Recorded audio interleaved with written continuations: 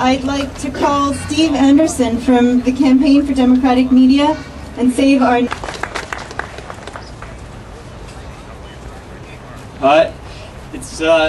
It's great to see I'm not the only one who loves the open internet. So, I'm here to announce that there's a coalition building as a result of these big telecom companies throttling the open internet. It's the SaveourNet.ca coalition.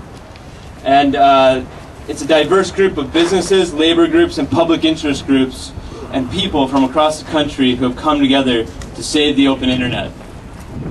We expect the coalition to continually build as more people, groups, and businesses learn about the threat to the open internet.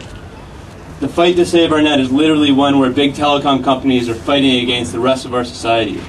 As we stand here, your internet service provider is stifling consumer choice, competition, and innovation. When media consumers tried to use the internet to access CBC's next great prime minister, they were told it would take hours and even days to do so. This is because big telecom believes it can decide which content and services we have access to.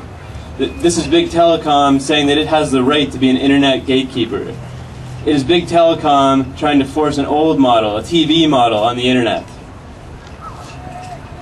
If we let big telecom get their way, producers and entrepreneurs will need to ask Bell, Rogers, and other big ISPs for permission just to distribute content and create innovative services.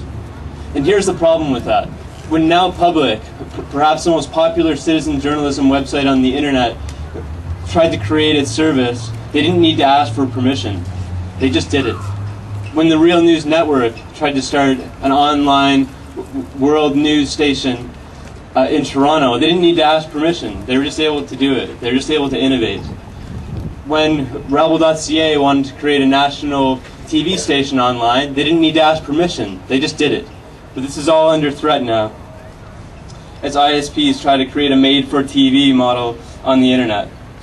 If we lose the open internet, we lose the freedom to innovate, we stifle the creativity needed for a competitive economy. And what we want is quite simple. We want politicians and policymakers to stand up for net neutrality in the open internet. It's just that simple.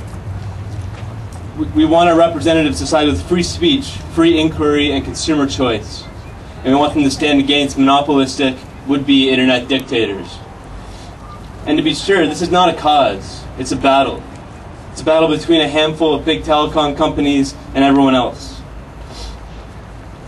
So the question for us is this: do we want an economy where the best ideas win? Or do we want one where internet gatekeepers tell us who wins? Do we want an open network? Or do we want a gatekeepers network? I know which side the people I've spoken to are on. I know which side civil society is on. I know which side business is on. The question is, which side are the politicians and the policymakers going to be on? I think later today we have a couple of politicians who are coming on the right side of this issue, and I look forward to more of them coming out in the coming months. Thank you.